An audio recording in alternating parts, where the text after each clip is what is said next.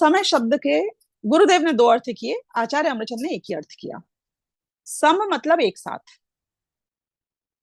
ठीक है, सम मतलब एक साथ। और अय शब्द का एक अर्थ है कि जो मेरा सम यानी कि मेरा एक साथ अखंड एक अस्तित्व है ना, उसकी तरफ अय यानी कि गमन होना, यानी कि शुद्ध परिणति होना। एक तो ये समय हुआ। दूसरा अर्थ जो ये आचार्य अमरचंद ने किया है वो भी गुरुदेव ने किया है, और वो ये है, अय शब्द के दो अर्थ होते हैं, एक जानना और एक परिणमन करना, गमन करना। मैं पता है कैसा हूं, प्रति समय जानना भी मेरा स्वभाव है, और जानने रूप से ही मैं गमन करता हूं प्रति समय, जानने रूप से ही परिणमन करता हूं मैं प्रति समय।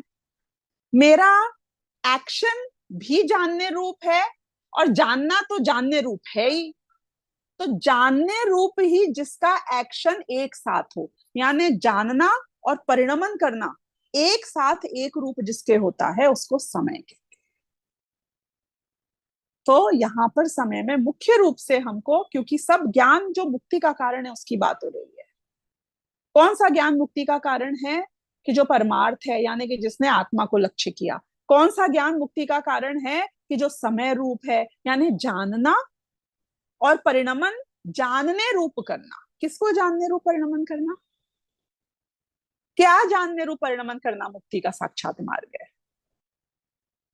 परम पदार्थ रूप आत्मा को जानने रूप परिणमन करना, ये समय शब्द में आया यहाँ, राइट?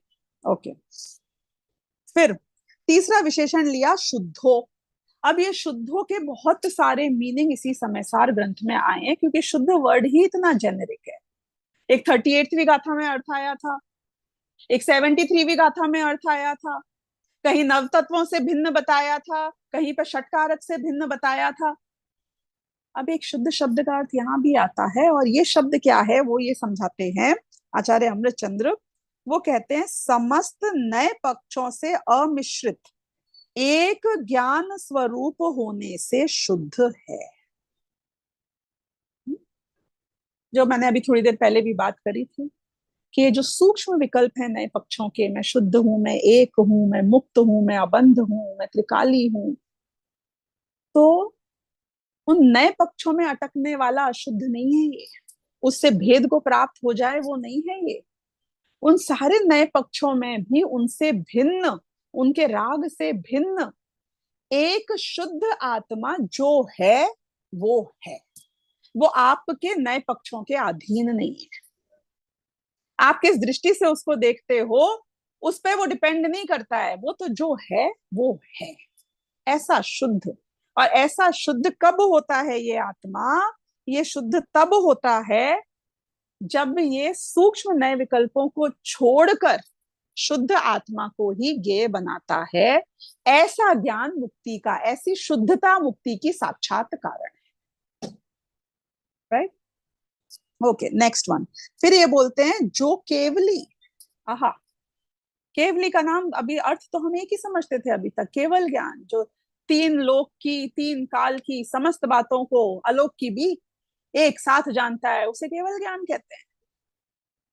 लेकिन यहाँ पे पता है केवली का क्या अर्थ किया? ये अर्थ मोक्षण प्रकाशक में टोडेमल जी ने भी एक दूसरे प्रकरण में किया है, केवल ज्ञान स्वरूप। केवल ज्ञान नहीं, केवल ज्ञान स्वरूप। केवली किसे कहते हैं? जो केवल, ओनली ज्ञान में है। तो यहाँ केवली कौन हुआ? कि केवल शुद्ध परिणति में जो है वो केवली है। यानी कि मेरे में सिर्फ ज्ञान स्वरूप ही मैं हूं, क्योंकि मैं रागादि रूप नहीं हूं, मैं केवल ज्ञान रूप ही हूं, मैं पुण्य पाप रूप नहीं हूं, मैं परद्रव्य रूप नहीं हूं, केवल ज्ञान रूप ही हूं। लेकिन ऐसे केवल ज्ञान रूप को केवल अपना लक्ष्य बनाकर उसी में एकाग्र होना जो होता है वो केवली होता है। तो ये